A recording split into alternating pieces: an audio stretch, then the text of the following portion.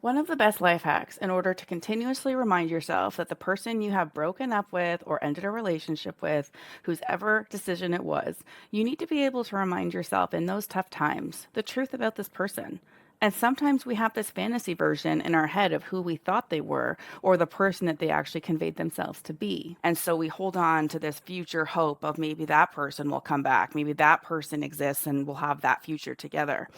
And in reality, maybe those things that are in your fantasy list are actually now impossible to have happen because of what has happened in your relationship. And so you don't want to hold on to a fantasy future with somebody that actually isn't even possible, right? And so what I recommend is go to your phone or use a piece of paper and a pen and write at the top who they actually are. And everybody's list is going to look different, but I want you to write down the hard and fast truth, the things that you don't even want to hear, when you're trying to justify the relationship when you're still working it out. These are the things you block out. But after you've broken up, these are the things you need to write down. So, did they cheat on you? Write that down. Did they lie to you?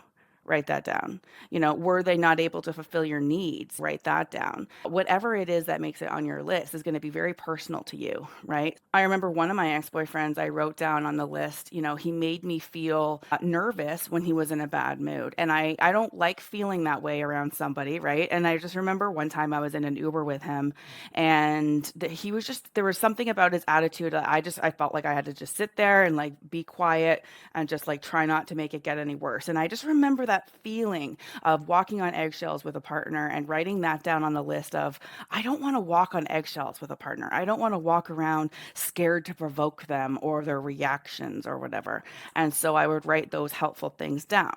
And so, make your list as long as you need to, add to it if you need to. It can be really personal. He didn't choose you could be written on the list, or he disappointed you left, right, and center, or he would fake a future with you. And then when it would come time to, move towards that future, he wouldn't do it. And so you need to be able to write this list down so that in your moments of weakness, in your moments of, how bad was it? Or should I give him another chance?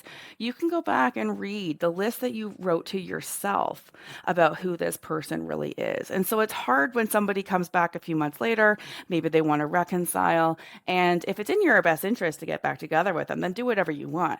But if it's not, then the way to be able to still stay strong is to remind yourself of this list, to read it over and ask yourself, was I happy?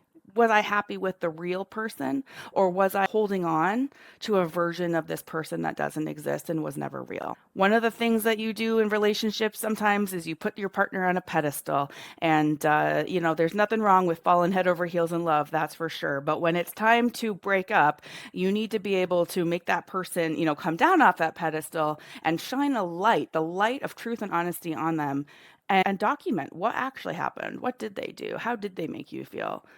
And keep it because you're going to need to refer to it later.